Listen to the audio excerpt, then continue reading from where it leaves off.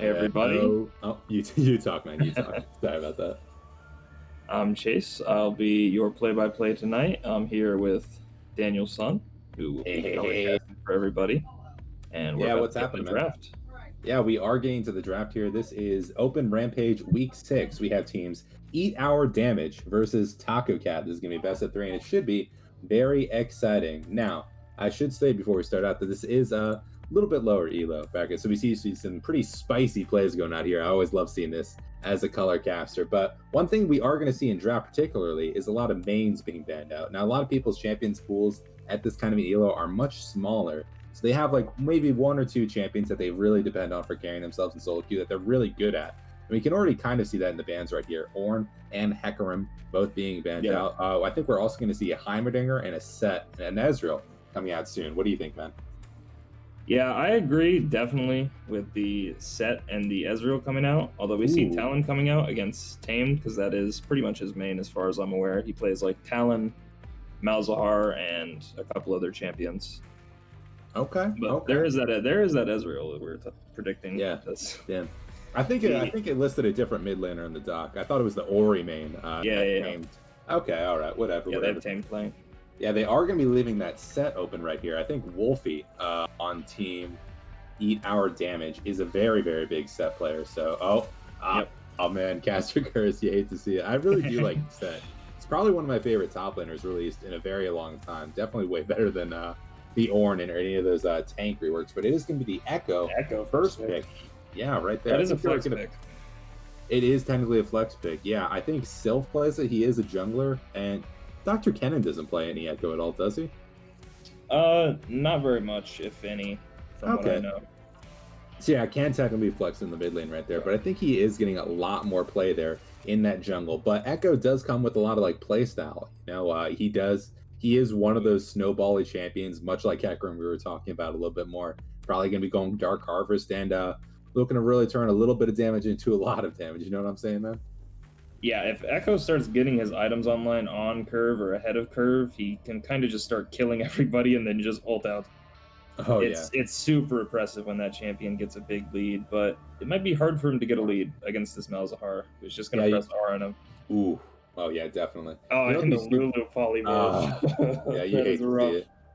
So I'm thinking, like, with all this, like, controls or anti-engage over here from TCT, they're probably going to go for some long-range mid laners so we can really punish the Malzahar. I know there's a lot of artillery mages, particularly in the mid lane, that I think are extremely good into this kind of thing. And I do know Dr. Kennen does play Xerath. If they're looking to go bougie on these guys, I would pick up that Xerath immediately in this rotation. Tristana, also a good pick, though, I think, in the meta. Probably not as good as Ashe, I think. What are you thinking here, man?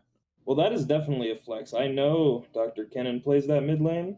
Ooh. And they can also play at ADC, but yeah, I agree with you. I'm looking at the Xerath or the Vel'Koz here. It's super good against those two anti-dive Malzahar Lulu picks, and it just counters Malzahar in lane as well. Yeah. Malzahar does provide a lot more, though, than just a little bit of range, you know? He's not... He used to be known as someone who's, like, really good at, like, just clearing the way from distance, but it feels like he's just not that good at clearing the way with, like, E minions. Like, they're just so easy to kill nowadays. You notice that at all, man? Like, especially compared to, like, Utah. Like, his Voidlings just get one-shot by other mages, right? Oh, yeah, it's, like, insane. Like, one REQ will kill them. And it's just, like, you know, compared to, like, top lane playing against, like, York minions or something, where it's just, like, you need, like, 3 ability casts to kill each one of those guys, or just 1 auto attack, but they're also impossible to click on, you know? You ever play top lane? Yeah, I main top lane. Oh, yeah. Sorry. You told me that earlier. I forgot about that, man. But yeah, we are seeing the Kai'Sa actually come out here in the bottom lane. Now, Kai'Sa Lulu, not that good of a lane. Usually she's going to want some kind of like a big tanky support behind her with a lot of CC, maybe some setup. I know she goes really well with like a Thresh or a Nautilus, but they are going to be banning out supports there. I guess they really don't want to play into any of those mages bot lane like the brand. Banning out the poke supports, it seems, which does make sense because, like we said, range and like poke is really good against the Malzahar Lulu and good against the Kai'Sa too. Now that they picked it, I don't really understand the Kai'Sa pick. You're picking it right into Poppy, which is really dangerous. Yeah, I'm pretty sure the Poppy wall can block Poppy your W ultimate. blocks Kai'Sa ult. Yeah, definitely. You know, this guy does also play Xayah, and I guess if you're going to pick your AD carry bot lane right here, Zaya probably been a much safer pick. I mean, like, yeah, she can get engaged on by Tristana fairly easily, but like, Kexa gets engaged on way easier, you know? Yeah. Yeah. Either way, we are seeing the Alistar ban out, the Vi ban out. Ooh, now that is a pick I do like playing and I do like seeing. But we have one more ban coming out right here, and we still have yet to pick. Looks like our support in mid lane for Eat Our Damage and our jungle in top for TCT. What do you think we're gonna see, man? I mean, I think Taco Cat has to pick their jungle here. There's no, or they could just pick their top because they see the Poppy, but I think jungle pick is better and they can just save the top That's to round smart. out the comp. And yeah, they pick up Definitely. Nunu here, a pretty standard tank, and I don't believe Poppy W works on his snowball, so it doesn't really do Ooh. anything to him, and it's a fine matchup in the Echo. Yeah, Nunu was actually a really that's going to be the lovers duo picked up here in the bot lane. That's going to be very scary for Taco Cat. Actually, that is a lot of early damage in that level Yeah. 1 and very powerful level 6 power spikes, especially with the engage there onto the Lulu. That's definitely what you want against like an a enchanter champion in that Lulu. Someone who can just poke you away. Someone who can really force the fight. But it's actually going to be Scion there in the top lane. Now, Scion versus Poppy, you are a resident top lane expert. You want to tell us about that matchup? I mean, it's just a tank matchup, but I would say it's pretty Scion favored because of Poppy just like ease you out of your Q. The way that Scion Q works when you get CC'd, it just comes back up in like 2 seconds, so it doesn't really matter Really? anyways. Huh. I didn't know that to reset the cooldown. I would assume that Poppy would have won that because of the percentage health damage on her Q. Yeah, well, Scion can just kind of farm up and get a bunch of free HP. Poppy doesn't really have any kill threat on him, and he just gets a little bit of armor, and the percent HP is not that big of a deal. So, but Okay, I'd, that makes I'd sense. say we should look at the comps here. So Taco Smart. Cat, they have a pretty standard front to back comp, I would say. Mm. Okay. Nunu and Sion in the front, and then you have Kaisa and Malzahar shooting from the back. And then Lulu can play a sort of midline where she either empowers her tanks with her shields and her, transmogrify with her ults, or she can play to protect her backline from that lovers duo, that Rakan and Echo diving in, and possibly Feathers following up. So if she plays intelligently and doesn't get picked off, we could see her either, buffering up that engage or protecting her backline. And then on the other side, we have super Yeah. engaged from the Rakan and the Echo. Like I said, if Echo ever finds a flank, that's super scary.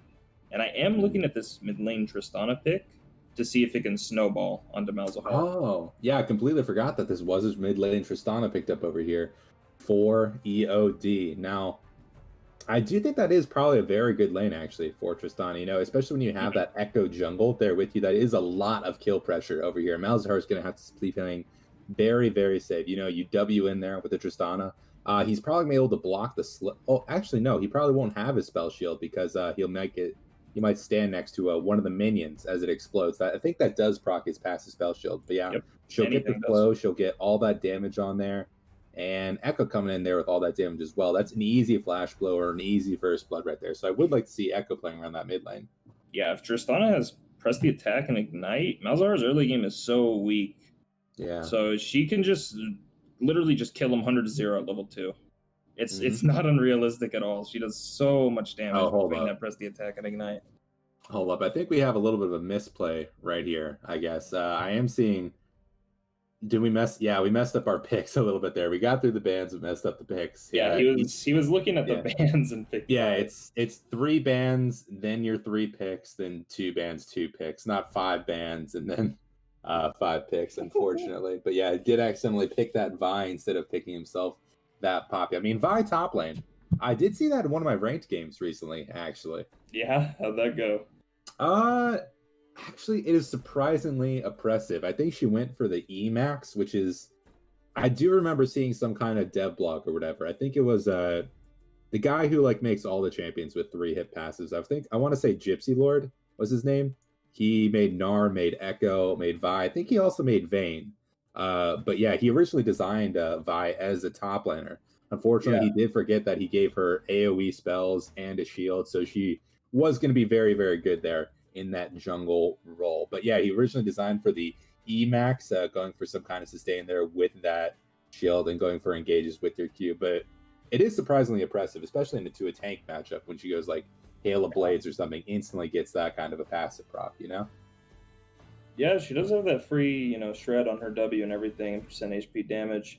I could see it being decent into the tanks, but Vi does kind of struggle with her scaling, so it'd be a little bit awkward. That is true. There is a big meta in the top lane right now, scaling top laners. I mean, sorry about that. We are going into Worlds fairly soon, and already some people are trying to find solutions to that. I think there was like a game in the finals recently. It was the TSM, I think, pulled out the Jace, and they went for a very aggressive jungle kind of pick. And they were able to just really sit top and punish an Ornn very badly. I want to say they were playing against FlyQuest. Yeah, that was the team. And they were able to make something happen that way. But other than that, you usually see something like a tank or maybe even Kale played in the top lane, just because how important it is to usually play off a bot lane, get the early dragons, and then just wait to be useful like 20 minutes with top lane, you know? Yeah, there's basically two sides of the coin with top lane competitive right now. From what I see, it's like the Ornns and that type of scaling stuff that they pick, or they'll pick something really aggressive like the Lucian top or the Jace top, or a good middle ground. I think the most broken top laner in the game right now is Camille. She's really good early because of grasp and her shield and everything like that, and then obviously she scales ridiculously. And now her item spike is just at 2 items because she just gets to go Trinity Force Death Dance.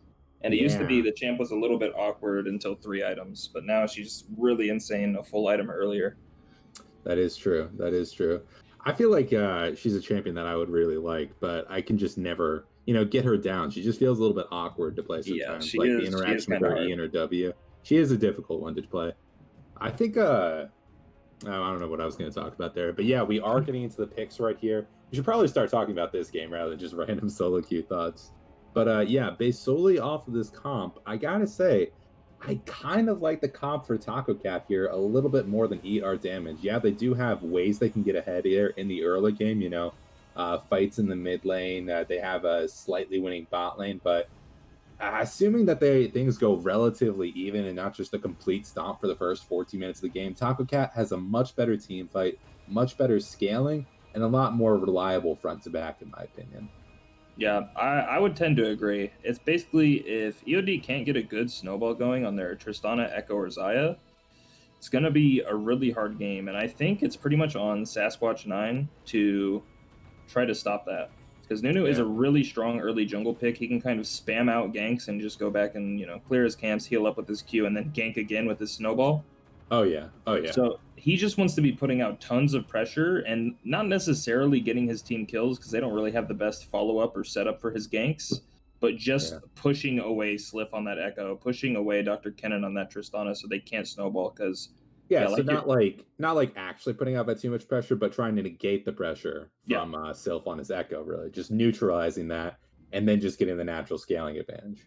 Yeah, I gotta say, in these game ones, you usually kind of get a better feel for how these teams like to play. Like, I don't think it's impossible for Eat Our Damage to come away with this one. Like, obviously, they have a lot of the tools, but, like we said, this is a little bit lower level of a game. So whether or not they actually play off of their win conditions or just say, like, oh, dude, our top laner is, like, overpowered. He will carry us that one scrim game. We should just gank for him all the time or something dumb like that, Yeah, we'll have to see how cleanly they can snowball the game. And even if they get the snowball rolling, see if they can close it out cleanly, control their waves, get the objectives they need. Because, the wave clear on the side of Taco Cats is pretty bad. In a siege scenario, it's just Malzahar, basically. And he kind of struggles, like we were talking about with those Voidlings, as long as they get cleared away by, like, Xayah Feathers or something, right? Absolutely. But yeah, any other final thoughts you have before we get into that spectator delay? No, I think we pretty much have laid out about everything that I would think about this. Alrighty then. Well, we are going to get into a spectator delay really quick. We got about 2.5 minutes until we get into these games. So don't any of you get away from here. This is Open Rampage Week 6. We have Eat Our Damage versus Team Taco Cat in a best of 3. I'm Danielson524 here with Mr. Chase himself. Don't you go anywhere, all right? Toodles.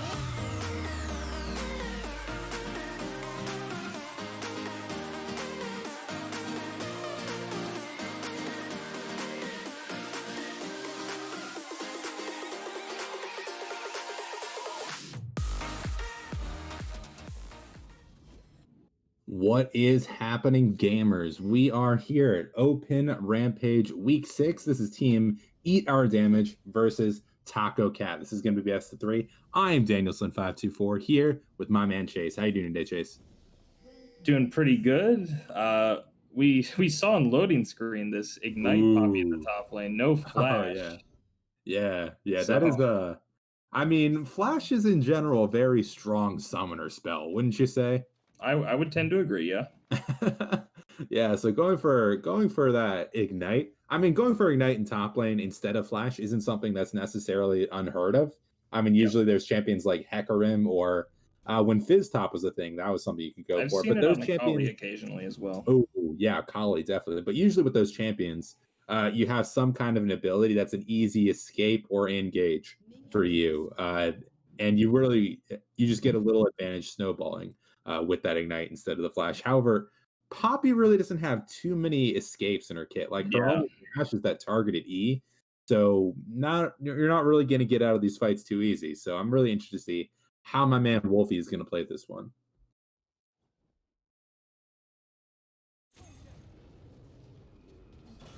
Yeah, I mean, he has to go super aggressive with the Ignite, right?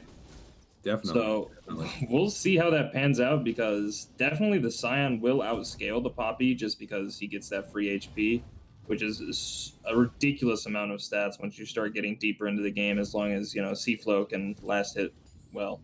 Oh yeah, I completely agree. However, we do have, we did talk about this in Champs Select. We do have some pretty good scaling actually on the side of TCT. However, we do also have 280 carries on the side of EOD. Anything is possible when you're working with that much power. But it's level 2 power spike from mid lane.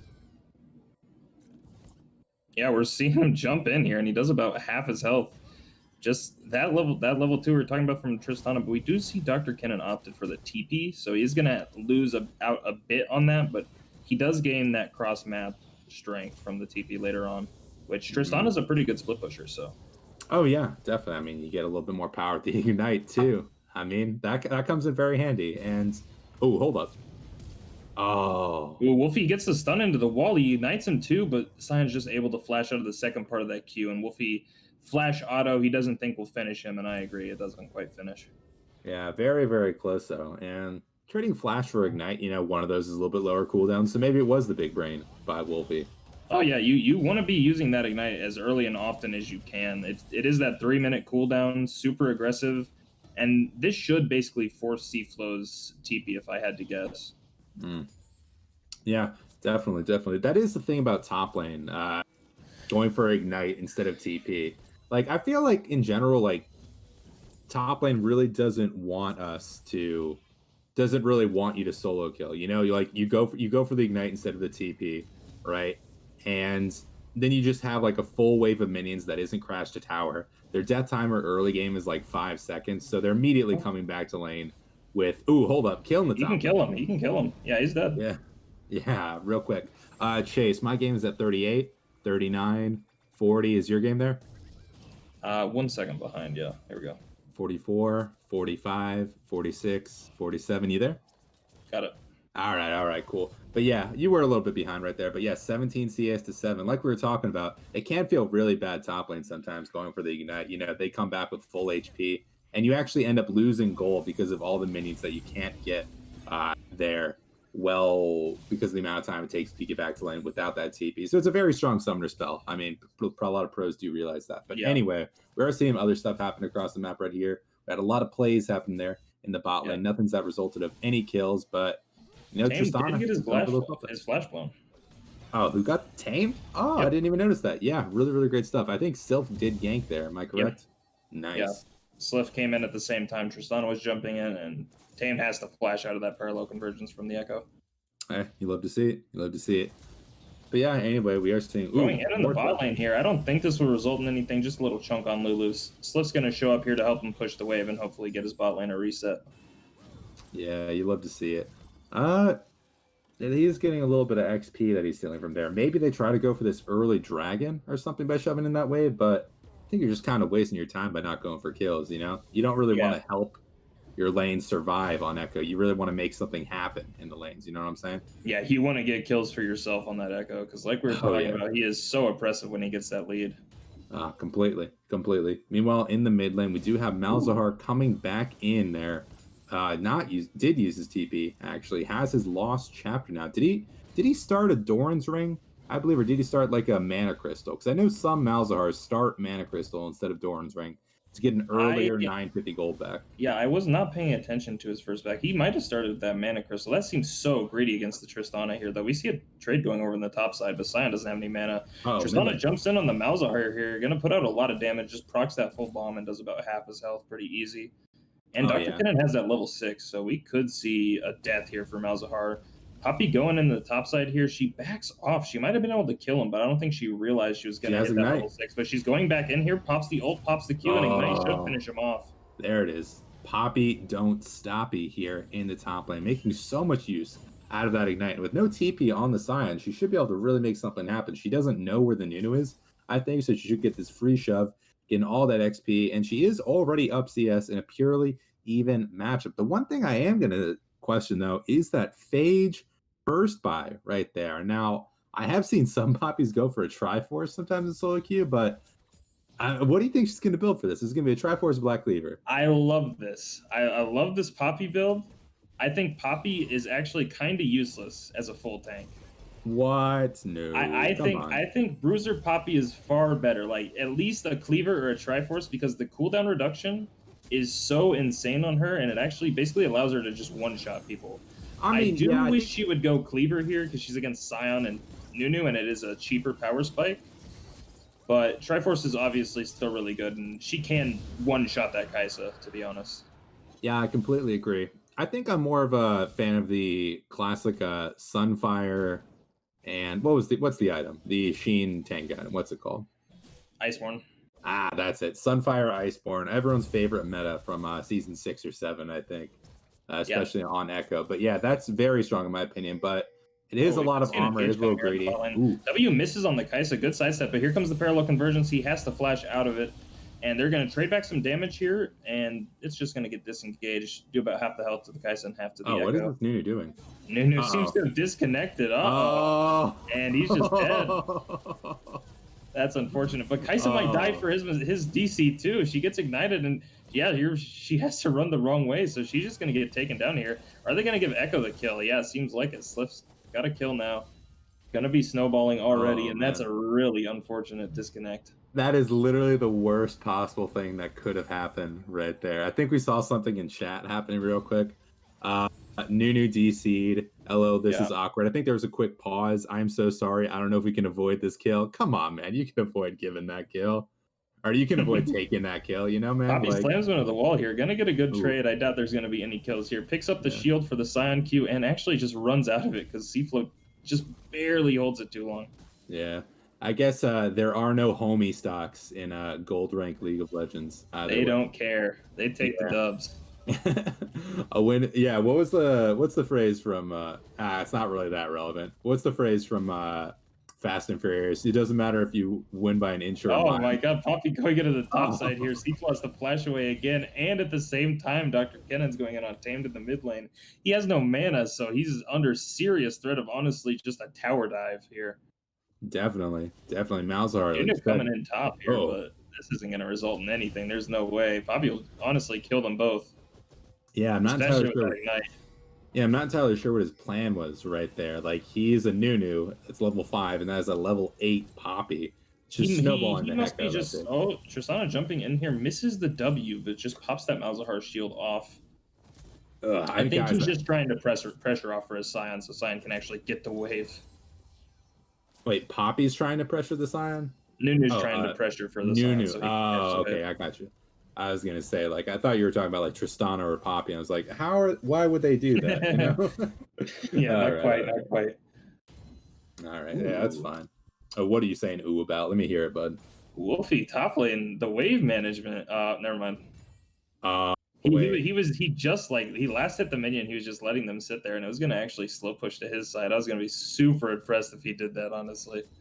Yeah, not often at this kind of a rank. This is, I think, like gold and silver mainly.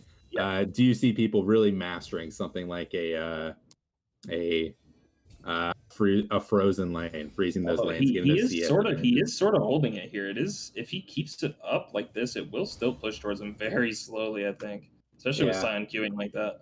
Yeah, my man's watching his Solar Renekton only top lane guides Yeah, there he's on doing YouTube. something. Oh yeah, definitely. Well, this is Malzahar is kind of pushed up a little bit too far, and that is a Bilgewater's Cutlass there. Yeah, we do On see Sliff coming in here behind him, but he is seen on this control ward. 75 gold saves lives, boys and girls.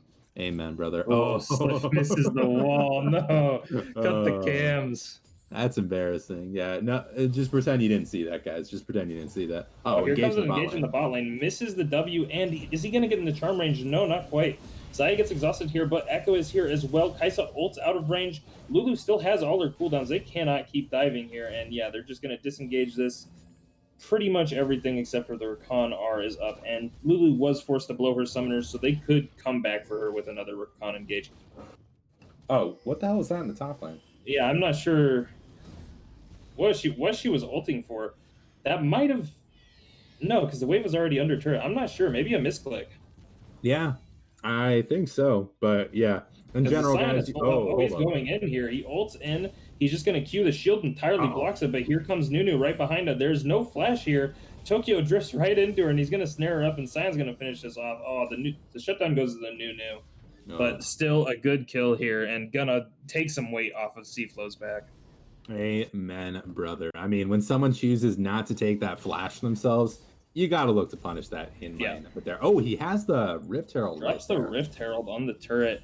See, this is actually a super common mistake I see in these silver gold leagues. Is they drop the Rift Herald instantly, which means it makes the plates super tanky because every plate you take down makes the turret tankier. Yep. So what they could do is they can walk up and take some of the plates off, and then you summon the Rift Herald, because it always does true damage. So it always does the same amount no matter how tanky the turret is. Yeah, it's like 45% of the turret's health, but they are just going to trade that for the dragon there in top line. Definitely going to be towards the side of EOD. Another school thought there on that. I'm not entirely sure if they actually had enough damage there with that Sion Nunu to even take a full plate before Poppy did respond. So the fact they are getting some plates off of that tower early is pretty good for themselves, I will say. Oh, they definitely did. We saw the demolish from Sion, but Nunu's just going to snowball out here. Ooh, yeah, thought right to the Raptors. Yeah, he probably could have gotten another plate there if they choose to go after that first one early, but they weren't killing that tower. I gotta say. Yeah, I agree. I don't think they kill it, but it's just it's a small little free optimization for some extra gold or extra turrets. Oh yeah. All right, so let's analyze the state of this game right here. So far, we have a heavily winning top lane, 92 CS to 48. Absolutely insane stuff over here from Pop. You just don't see that, but we are seeing Echo actually making something happen there against that Mouse. I think Malzahar's just gonna run away here. Tristana's not close enough, yeah. Yeah, Cloud Drake, man, giving you that move speed boost around those camps. Really great stuff. Oh, here comes Echo to the top lane, though, straight from mid to top. This is what you hate to see as a top laner. Oh, he just barely misses out on the parallel convergence there, so C-Flow is perfectly fine. Oh, yeah. Really, really close, though. Really good stop by Echo. I mean, in general, he's doing a very good job of not really snowballing like we hope to see on the Echo pick, but definitely winning this early game. He does have, I think, a slightly slower clear than that Nunu. So the fact that he's up CS is actually really impressive. It does also go to show the amount of pressure that Nunu was trying to put there on that Poppy early. Probably not going to get too much of it considering how hard Sion is. Oh, wait, big trade on the Kai'Sa here. We can see Feathers. Oh, she dashes behind, so the Feathers can't get pulled. Zaya tries to flash and get her into it, but the charm goes in on the Kai'Sa. Although Rakan just getting CC'd up here, he managed to E away to the Zaya with that extra range. They're going to get snared up. No, he E's to the Tristana. Tristana going in. She takes down Nunu with that bomb, and the bot lane fight's still going. Tristana getting all the resets here. She ults Lulu into the wall, going to keep going. The W just barely misses from Rakan, but they have the Kai'Sa trapped here. And Zaya's just going to finish her off with some feathers, I think, unless they turn this somehow. Kai'Sa running away, and yeah, she's just going to get finished off here by the feathers. Yeah. Echo going in the mid lane, lands the parallel conversions onto Malzahar. We're going to have to see if he can disengage it with the ult here. Yeah, he just flashes away on the Echo. Oh, he's under tower. He's under tower. Oh. You knew what we were looking for there. The ultimate under tower, pressure the aggression. But yeah, actually, speaking of pressuring the aggression, that did seem like just kind of it got messed up by both parties. Like Nunu missed a lot of his abilities, didn't hit his ultimate. They didn't get a really good charm on anyone there in the bot lane, and eventually Tristana just TPs, gets all those kills for herself. Really the star of this show right now. I get that Poppy's winning top lane, but Tristana, really good CS. has her first item, Blade of the Rune King, and I'm expecting big things from her Oh, before we Poppy's see. gonna Oh, look. She hold sends him into the wall Ignite, and he's just dead. Yeah, he's dead to the on. Ignite. Oh. Well played. Again, Poppy do not stop you there in the top lane. You love to see it. You love to see Yeah, it. if Poppy can get some chunks on her opponent, her tower dive is so ridiculous. It's really hard to position around those walls between the turret and the actual wall that's right there while you're trying to CS. Yeah. Whew. All right, 7-1 so far in this game. They are only up 4K gold right here, though, so things And are two very good. dragons. Oh, that is true. That is true. They are 2 dragons. Next one will be the Dragon Soul. It usually is around that third Drake that you see the team that has the better scaling try to look for the fights. Just because when you get that Cloud Soul point right there, it just provides so much more pressure in terms of like where you need to go when objectives are spawning for your team. So the fact that they're getting these early Drakes basically on cooldown is really good for Yeah. our damage, but ooh, they gotta be looking for something else, Taco Cat, if you don't want to just be giving up all the objectives on the map, you know? Yeah, I wouldn't pin EOD as a great Cloud Soul team. It's nuts on the Rakan. Pretty much doesn't do much on anyone else. Well, Echo's just usually getting out of the fight with his ult is the thing. That's So true. I mean, like, he here's can my run back in with it, I guess. It's not bad. Cloud Soul is not really oh, bad on any hold champ. on. Oh, Rakan going in for the engage here. Lands the charm on the Lulu and the knockup onto the Kaisa. Xayah Feather's coming in here. She's going to pull him back, get the kill on the Lulu here. Nunu in the front line. Suppression goes out onto the Rakan and takes him out, and Tristana jumping, resetting here, gets another one, gets Nunu, and gets everyone, basically, except for the top laner that wasn't there. So that's a 1 for 4 in the favor of EOD, and the Dragon is coming up here in 25 seconds. Insane stuff here by Dr. Ken. Just really good target selection, getting that first kill, managing to get the slow there with his rocket jumps and turn that into multiple kills. 304, 500 gold shutdown right here. I think this is going to be the mid lane tower. Definitely going to crack open this map for a team. And are they going to try to go for the dragon off this? I would hope so, certainly. Yeah, it looks like it. Nator reset here, and now he's running there, and everyone else is still on the map. Definitely. Yeah, Tristana has that Bork finish, really big one-item spike, so they just kind of smash that fight with all their resets, and she's just getting to free fire until she decides to pull the trigger and jump in. Amen, brother. This is going to be the early Cloud Drake for them. Yeah, like you said, Cloud Soul does give you that 10% move speed. Very, very good on literally everyone in the game. Probably one of the best Soul passives in the game, I think, personally. But definitely feels good. Yeah, also, you have to take into account with the Soul that you are getting at least 2 of the, or probably 2. Yeah, definitely at least 2 ult CDR. Of the ultimate CDR, the regular Drakes with that. And I think having the ultimate CDR is very good for several numbers. I know Poppy and Echo are 2 champions that really look to around their ultimate cooldown. Also, her looking here at the top lane. Sion ulting in, but she's going to be under the turret. Oh, no. He's going to get slammed to the wall and die here, but I think the Malzahar is under the turret, though. She's chasing after him. He has no flash. She misses the ult, but her E could come back up. Oh, she doesn't keep going, but they get the knock up here in the bot lane. Lulu's going to go down. She flashes out. Can they keep chasing her? No, she gets the speed boost out from the heal. They're still going onto the Kaisa. Massive damage from the Echo, and the feather pullback from Xayah finishes.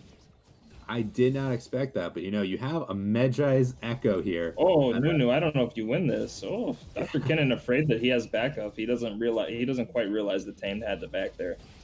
Yeah, Nunu's a pretty strong champion up until about the mid game right here. He has really good early base damages, but that's a 3-0 in for Tristana. No way you win that. Oh, but you don't realize. You don't win this either. Echo jumping on him, gets the Bork popped on him. Can he snowball out? Echo's still chasing. Tristana leaps forward. Echo gets the E, and the Tristana R finishes him off. You hate to see it, dude. You hate to see it. Rough for the Nunu there.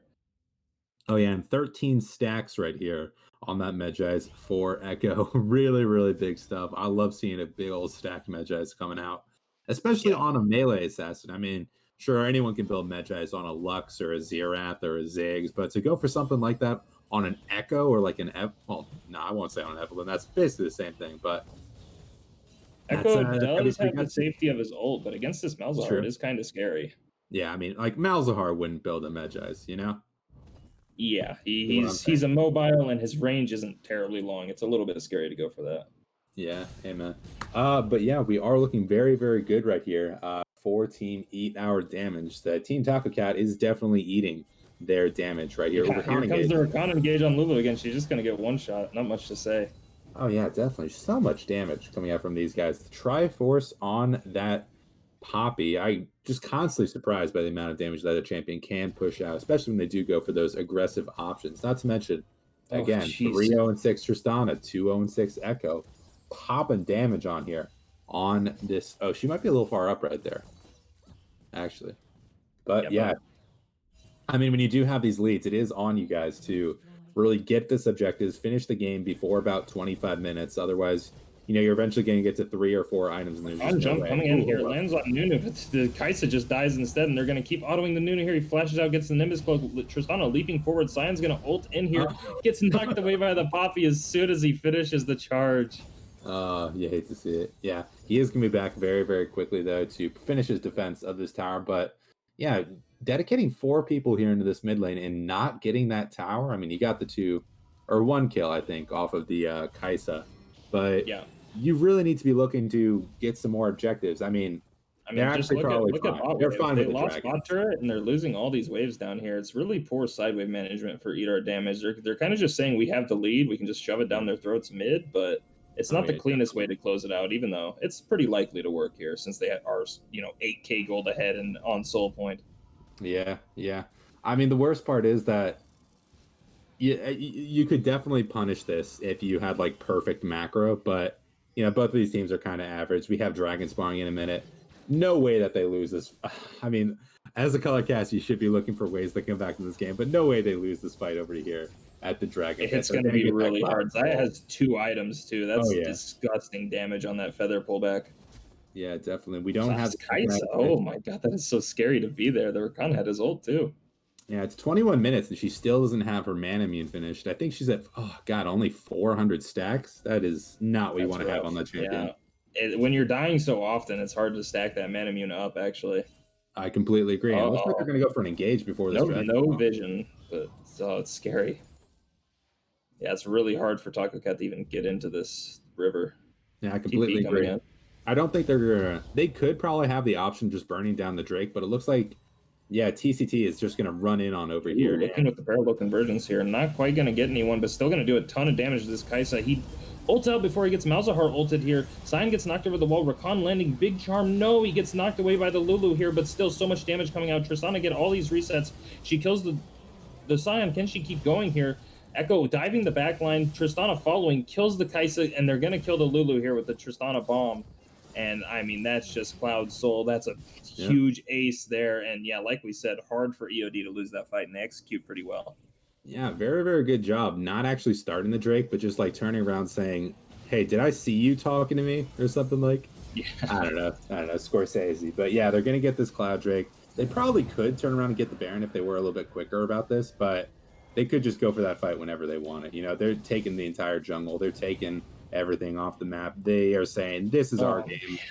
Maybe if this goes to like 50 minutes, Taco Cat can look to come back on this, but things are looking very, very good. Just look at this Echo. Look how damn fast he is. Lichbane, Majai's, and Cloud Soul, he is zooming everywhere. Yeah, let's add that up real quick. You get 7% from the Lichbane. I don't think your jungle item gives you move speed anymore. You get 10% over there from your Medjai, 17%, and additional 10%, I think, from the base. So he's working with 481. Now, did he opt into the sorcery tree? Did he get water walking or anything there?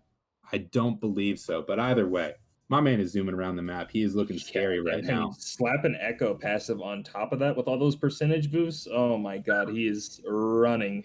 Yeah, he is like he goes in, pops his ultimate after like hitting his passive, and no joke, 1,000 move speed, 100%. Yeah, he'll be back to the Nexus in no time. Yeah, don't even need to back. Just press your ultimate. You're already there. All right. But yeah, we are getting around to the Baron right here. Kaisa sitting in the bot lane doesn't have that teleport, which AD carries sometimes do go for. So I think, they're just going to look to start this right here. I mean, they win a 4v5 even with the Baron passive very, very easily. So maybe Nunu can go for a steal right here. He's 3 levels down, but he's also Nunu. So yeah, he is Nunu. He does have that, about or 2,000 damage smite. Yeah, yeah. 5,000 damage on that. They're gonna have to be a little quicker. They don't have Oh, any vision Nunu's, on this. he's not in a position to get this. Will they burn this down? He's not quite in position here. He can flash over. Nope, it gets taken down, and he's going to get charmed up, CC'd, and die. Yeah, I would say he could flash over, but he didn't actually have his flash, so he needed to be walking around a little bit quicker on that one. But at the same time, if he does, he just gets instantly blown up by all that damage. But hey, they may have not gotten the Baron, but they got the bot lane tier 2. And at the end of the day, isn't that worth it?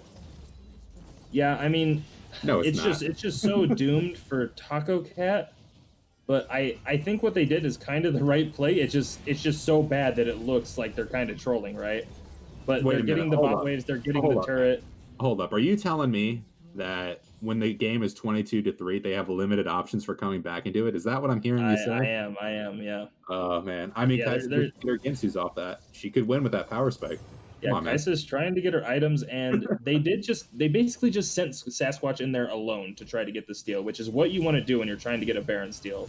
Because the last thing you want is your jungler fails to steal it, and then they turn and wipe your whole team after they kill your jungler.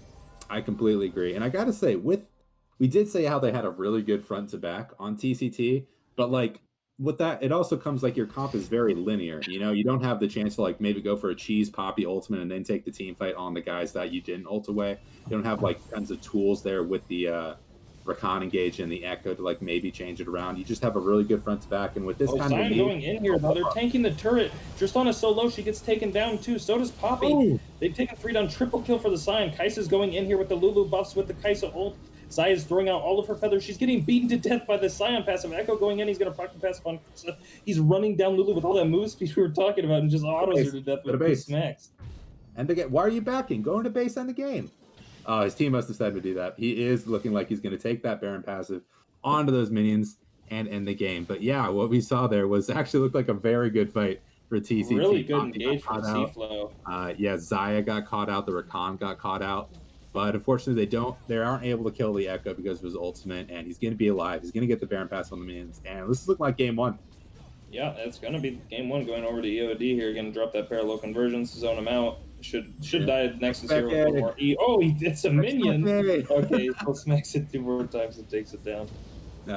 Yeah, you love to see it. You love to see it. Bobby Tarantino too has left the game, but oof, what a game 1 over here. I gotta say, I like the draft from TCT more. What I didn't anticipate was EOD really capitalizing on this mid game as much as I thought they were going to be able to. I was like, yeah, they have the tools to work with there and basically all of their lanes and the jungle, but I didn't think they would be, I guess, good enough to really capitalize it on that well. So in this game too, I'm really going to look for more stable lane picks, I guess. I mean, it's fine going for the late game, but you want someone like that has a slightly stronger or more stable early lane, like an Orianna instead of the Malzahar in the mid lane, or maybe just like maybe a champion that C-Flow 2K is more comfortable on in the top lane right there. Like you said, that was a pretty good lane there for Sion.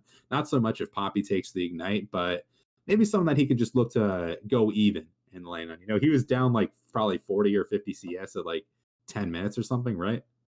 Yeah, he was really far down. And a big issue I saw is they just blind picked the Malzahar, right? And maybe they didn't realize it was Echo Jungle, but you have to imagine if they did any scouting, they realize it's likely Echo Jungle. And I mean, even if they were picking the matchup, Malzahar into Echo is still a bad matchup and definitely Echo favored. Like, no sense in going for the Malzahar into someone you already see the first pick assassin Echo. Yeah, and then you just get counterpicked on the Malzahar, and then your team lacks the consistent wave clear of some other mages. So it's a little rough, and obviously in lower level competitive, even all the way up to Diamond, I think comfort is king. So they're just picking the champions they're comfortable on, the champions they're best on. So we'll have to see what happens here going into game 2, if there are any draft changes, if there's any playstyle changes. Yeah, I completely agree. It was a very exciting game 1 right here. How quickly did they finish that? 27 minutes. 27. Definitely, in terms of lower level games, this is about a gold, high silver average. So you can see some of those like drag on a little bit more. But this is the best of 3. We are going to be getting right here into game 2 in just a few minutes. So if you want to see some more epic open Rampage Week 6 action, you had better stick around.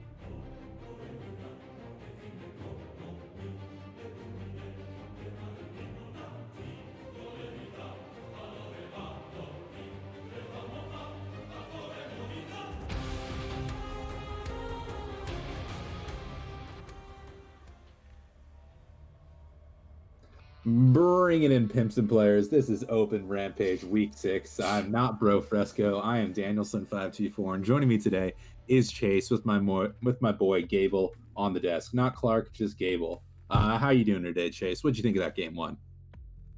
I'm doing pretty good. It's been a long time since I've heard that Bro Fresco one. Game one was really rough for Taco Cats. EOD snowballed it super hard with an aggressive draft, so we'll have to see if there's more scaling coming up from EOD or if they're going to keep going for that super aggressive, or if Taco Cats ban something from them. Oh yeah, definitely. I mean, yeah, we just saw these guys pop off with aggressive picks in every single lane, an aggressive jungler. Like I said, we didn't think they would be the cool enough guys to be able to pull off this kind of an early game snowball, but they managed to do it, and they're looking pretty good right here. But yeah, otherwise, I'm looking for some more stable lane picks in there from Team Taco Cat. They already banning basically the same picks we saw there in that game one. I believe game one they banned Talon, Caitlyn, Hecarim, Ezreal, Set, and it looks like the Echo pick instead of the Ezreal. So getting rid of the Echo this time.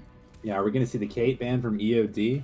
Probably, she's a very good first pick. Yeah, they banned it on blue side, so yeah. What is the first pick from Taco Cat here? Were we gonna see the Ashe, the old classic?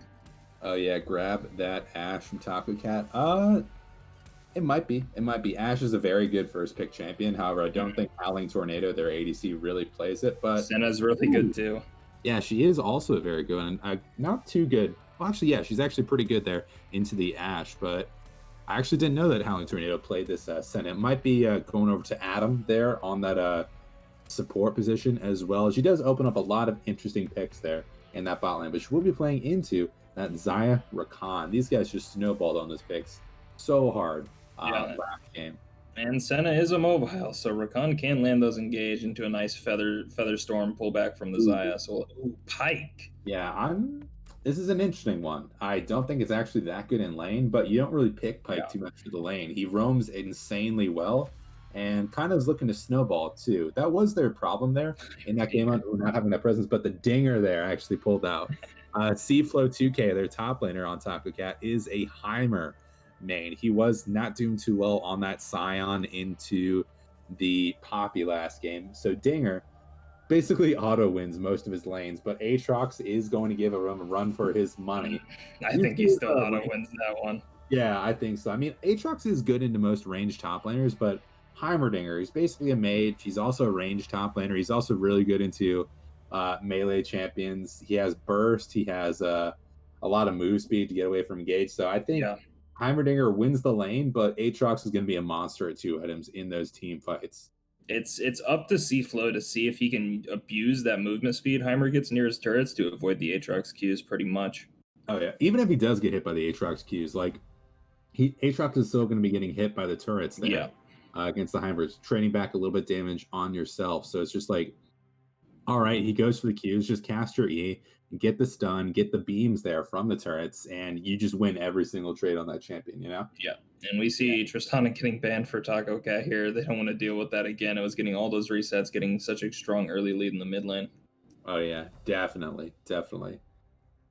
But yeah, in general, I am liking a lot more of this draft. They have not really necessarily winning bot lane, but Pike does provide a lot of map pressure. Heimerdinger, again, he's a more stable pick in his lane, which is exactly what they needed, not giving away those early leads that they needed. But yeah, either way, I'm really interested to see what they have to pick right here. They still have their jungle and mid to pick up for EOD, probably going to pick up the jungle, and jungle and mid to pick up for Taco Cat. That's a bit weird into the Heimerdinger. It feels like Heimerdinger, I was looking at it and I'm like, okay, it's pretty good into the Rakan because Heimer wants you to come into his turrets, right? And then they pick Aatrox. I'm like, okay, it's pretty good into the Aatrox because Aatrox has to come into you. And now they pick Olaf, and I'm like, oh, Heimerdinger is pretty good into the Olaf because Olaf has to come into you.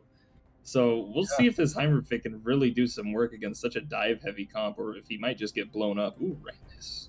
Ooh, I actually not too big of a fan of the Ramus here. I'm going to be honest. Yeah, they have their full AD comp, but they don't have their mid lane picked yet.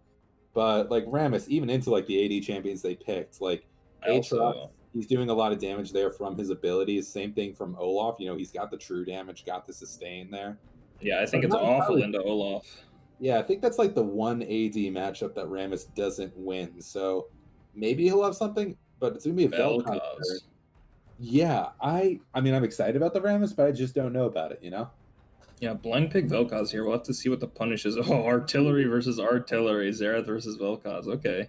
You love to see it. You love to see it. Whoever can hit more skill shots is the true gamer. Yeah, Of the not much of a punish here from Dr. Kennan. He's just like, let's see if you're better than me. Hey, I mean, he didn't do too well on that Malzahar there in game one. So he was saying, all right, I know I'm better than you. I just got cheese. That game one doesn't count. Let's go for a real man's matchup here in the mid lane, you know? Yeah, a real man's matchup from 1500 range away. Oh yeah. Oh yeah, definitely, definitely. But yeah, either way, we do have our comps right here. I wanted to play Kennen mid into Dr. Kennen, is what I'm hearing from Tamed over here. Ooh, that would have been. Kennen is open, but he wasn't. I gotta say, I mean, like Dr. Kennen, we're reading the chat right now. Dr. Kennen says, "Try it, it's bad." I do have to agree. Kennen is not in the best of spots right now. However, especially mid lane. Yeah. However, I do have to say in response to that, good. I don't like Kennen at all. That champion is the worst. You know, have you ever? Like he shuts out so many picks in the top lane, gets a free lane if it's like into most picks, and just contributes so much there in the team fights with his. I don't really mind him ever since they removed Kleptomancy. Oh, okay. I think he's fine without Kleptomancy. I don't really mind him. He's just like another ranged top laner. They're all annoying in their own ways. Yeah, there's not really one very good rune for him. I gotta say, like, what do you think on Kennen right now? Electrocute? Spellbook, Phase Rush, Electrocute. You can do a bunch of stuff, but yeah, none of them are really super stellar on him. Yeah, it is kind of weird how like you get those champions that they kind of suffer because they don't really have one spell that or one boostin that fits their play style really, really well. You know, that was the way it was on Karthus for a little bit after they removed Deathfire Touch, and he was kind of going on Predator for a while bit, maybe Air if you were in the mid lane, but when they added Dark Harvest, he just really came into his own. Yeah. But I think Heimerdinger is also kind of one of those champions. Like I wouldn't say he's the best user of like Airy or Comet, honestly. He's really nasty with Comet. I'm pretty sure, if I'm correct, like every shot his turrets do lowers the cooldown on the Comet. Really? I did not. I think he's really good with Comet. Huh. Okay. That's but I may be incorrect on that interaction, but I think that's I actually, to be honest, when you said that it lowers the cooldown on Comet, I didn't know that Comet's cooldown could be lowered. So I'm a little color caster, by the way, a little shocked by that. I probably have to read that a little. Yeah, Comet cooldown goes down for like every spell you land. And it's like 20% reduction for a single target spell, 5% for AoE spells or something like that. Okay. That's interesting to say the least. I know that Vel'Koz and Xerath are both very good users of Comet, but Vel'Koz might be doing Glacial Augment. Is a very good user of that rune. He builds into the 2 glacial items very, very well. You know, I really like Glacial this game actually against all these melees or short range carries. I mean, I'm not entirely sure if it's going to be doing too much use into the Olaf, honestly, or into the Rakan. Those champions just run at you so quickly that it's so good with the Rakan. It slows down its engage. Yeah. Okay. Interesting. As long as you can space it out properly. I mean, if you're just gonna get hit by his W anyways, you're kind of screwed. But yeah, I would say like with the Rakan, you're not just running straight at him. Usually, you have like a little bit of a flank with your ultimate. You land the W, proc that ultimate on it. So it's like having something like more HP is a little bit better. Like it just enforces the playstyle of having to stand a million units back on, as I guess, a little bit. Anyway, I am liking these drafts here from both teams. I don't know how I feel against the Rammus, but the Pike and the Heimerdinger are 2 picks that I'm really getting interested to see. The mid lane matchup too is the thing that I'm actually going to be really interested to see how that one is going to go. Yeah. Based off of this draft here in game 2 and how we saw game 1 go, how are you thinking about this game 2? It's really hard to say because I mean on Taco Cat's side, I hate the Rammus and the Pike. I think they're pretty useless, especially the Pike into this lane. He's okay against the Rakan because he's so slippery, he can get out of those engages pretty decently, but then he's just kind of useless. Okay. And then on the side of EOD, I don't really like the Olaf or the Aatrox into the Heimerdinger. So I don't know, man. Like Heimerdinger is a champion that when he gets behind, he can be extremely useless. Like, Yeah. especially if you have like really strong dive, like, and he doesn't have enough time to get into his zone. Yes, he can just get to the point where like you're 3 levels above him, and it doesn't even matter if he can zone. You can just straight walk into his turrets on some champions to just kill him. So I think Olaf is a really strong early game champion to kind of attempt to do something like that. But yeah, in general, he's very, very prone to getting set behind. And if he does, Heimerdinger is just going to crush him in some of these fights. Yeah. I mean, I don't think there's a super hard winning draft here. I think it's a pretty high skill matchup here between these two team comps. So we'll just have to see. I don't really favor either of them super hard in the scaling. I would probably give it to Taco Cat because of that anti-dive from the Heimer, and obviously true damage from Vel'Koz against the front line, and then Senna scales truly infinitely, probably the best infinite scaling champion in the game because range is just an insane stat to get. Oh yeah. But yeah, in general, I'm really liking. Yeah, I agree. I really do like some of these picks over here.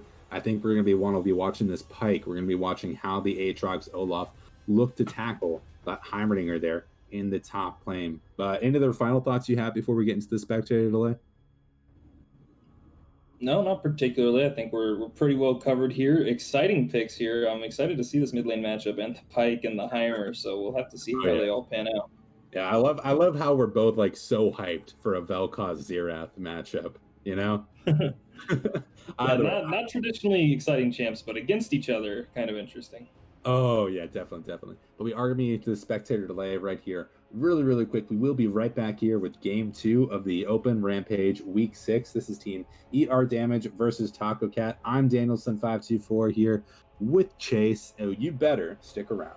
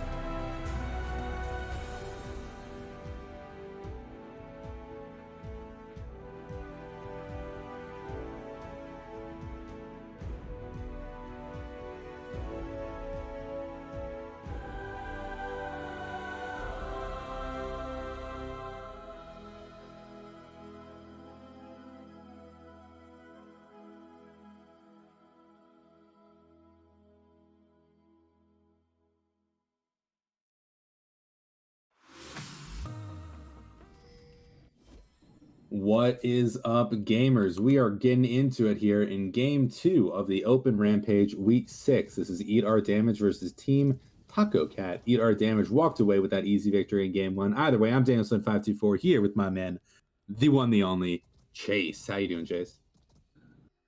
Doing good. We'll have to see how this game pans out. Some interesting picks, especially on the side of Taco Cat, that we're excited to see how they can execute on them. And Sasquatch 9 on that Rammus does have the Ghost instead of the Flash, so he's opting to just go as fast as possible with the Ghost Predator rather than any Flash taunts. Oh yeah, definitely, definitely. We are. Just really interesting stuff here from this game. One thing I do notice over here is actually the barrier and ignite there in the bot lane for Team Taco Cat. Or Team Taco Cat. Really interesting pickup right there. Not entirely sure if that's meta. I couldn't imagine barrier being more useful than heal in is just 2v2. better in the 2v2. Yeah, really, really weird. I guess she's just planning on laning by herself for a while. So hopefully we do see some big roams over there from that Pike. I mean, would you agree? Yeah, I mean, Pike does want to roam, but Senna's wave clear is so bad and she's so easy to dive. It's pretty dangerous to do that. If you're looking for a super roam support, I think probably Ezreal is your guy for that. That is true. That is true. And Senna has fleet footwork. Ooh. I don't know. I think that's awful on her.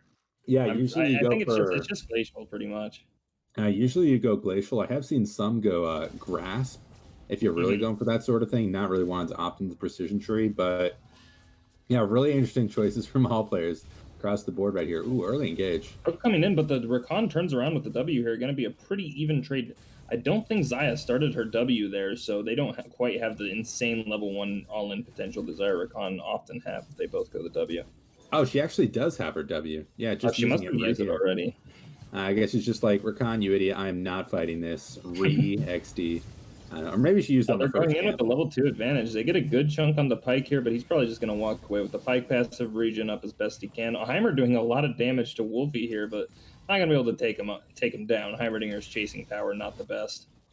Dinger it up here in the top lane. He is going to be eventually shoving out this wave, so really no threat of TSM Wolfie being shoved off the CS too much, but he is pushing it back pretty hard right here. Meanwhile, in the jungle, we did see a camp-to-camp to Gromp for that Rammus getting that early level 3. Meanwhile, Olaf is on his 5th camp right now, going for a full clear. It looks like we're looking to just like take over this game in terms of CS, be stronger than Rammus when these fights come around. I'm really looking forward to seeing Rammus make use of this early Ghost. I think that's a very interesting choice in the summer spell, and I wish him the best. I really like this path from Sasquatch 9.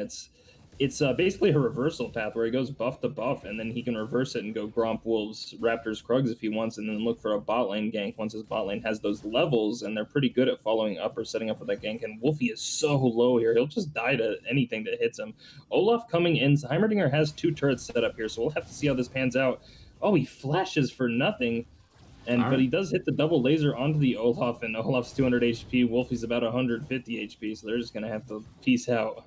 Hey, Flash is a 5-minute cooldown. He'll be done with his clear on that Olaf in about another 2 minutes. Come top again. Get an easy thing. One thing I would like to point out is it's very ezy against champions. Good hook. Rakan wastes the W, but he gets the EOA to the Xayah with that extra range, so he just gets out just a little bit of damage. One thing I would like to point out, it's very easy against champions like the Heimerdinger or Shaco, really, to just smite the turret as soon as it's placed and really avoid any of the damage or fear coming away from that. So having your smite available for these fights is going to be very, very big for the Olaf to avoid a lot of damage in that all-in, which you should be going for against this Heimerdinger. Is getting that back in, goes for the double longsword and continuing the clear. Meanwhile, no back yet for the Rammus, but he is getting that bot lane scuttle crab. Yeah, just kind of farming up on this Rammus. Ooh, we see some damage coming in the mid lane here. Xerath, can he hit an... Oh, he hits the E. He should be able to just follow up here. Vel'Koz flashes away. Not going to get the Q, but Rammus behind him. He taunts him up, throws a Vel'Koz Q. Comet misses. Rammus chasing him down with this Ghost. He slows him down with the W. Rammus is just going to get creep blocked a little bit there and not quite fast enough for that Ghost to catch up to Dr. Kennen on that Xerath. See, if he had Flash, he would have gotten that kill there. You know, Ghost doesn't put you right on top of the enemy champion in the same way that Flash does. He needed a few more autos though. It would have been tough. I Aatrox mean, going in here. He lands the chain. Heimerdinger managed to walk out of it, put a huge stab from the Aatrox passive here. He could look to finish him off with one more Q flash or something like that. Going in on the bot lane here. Two-man Pike E lands, but he's going in, and Olaf is right there. Unfortunate timing for him. Axe lands onto Senna. Double W lands. Pike flashes out of it. He's going to hook him into the turret, though. Olaf under turret here.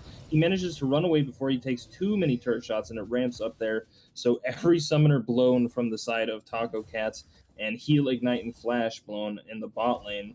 And along with the flash at the Olaf there, so a huge summoner trade and a pretty good chunk on the Taco Cat's bot lane.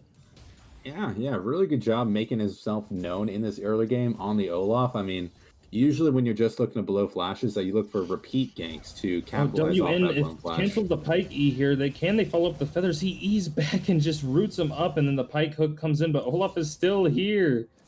Vel'Koz is here too. He's shooting the Q and he's opening up with the old disintegration rate. Doesn't quite last long enough on him, and they can't finish him off. Looking for the Pike hook here, but I don't think anything should result. Just barely out of range for that Xayah. Vel'Koz still here though, pressuring, because his mid wave's pretty free right now to he can go back a little later.